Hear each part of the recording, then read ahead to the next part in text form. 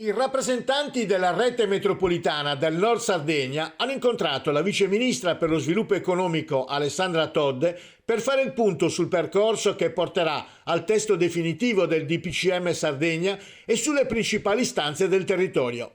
Alla riunione hanno partecipato anche il presidente del Consiglio Comunale di Sassari, Maurilio Murru, e i componenti del tavolo istituzionale tra le parti sociali per lo sviluppo economico del Nord Sardegna.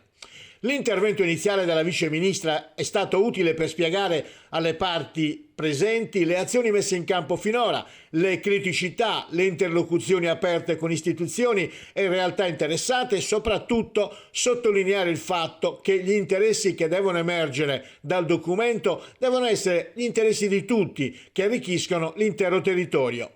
La rappresentante del governo ha ascoltato le istanze dei presenti, sottolineando come in questi mesi la Sardegna sia stata coinvolta ed abbia partecipato a tutti i tavoli istituzionali e agli incontri al vertice, dai quali sono scaturite le decisioni sinora prese. A questo proposito Alessandra Todde ha voluto chiarire come i progetti debbano essere portati e presentati dalla Regione e che troppi rimpalli di responsabilità non fanno bene a nessuno. Il sindaco di Sassari e presidente della rete metropolitana Nanni Campus ha sottolineato come la regione Sardegna faccia scontare a tutta l'isola delle carenze che in questo territorio, che non ha neppure un rappresentante nella giunta regionale, si sentono ancora di più. L'incontro rappresenta un passo fondamentale di quel percorso iniziato a luglio dalla rete metropolitana con le 2 riunioni organizzate con le rappresentanze datoriali e sindacali ed i rappresentanti del territorio in regione e in Parlamento.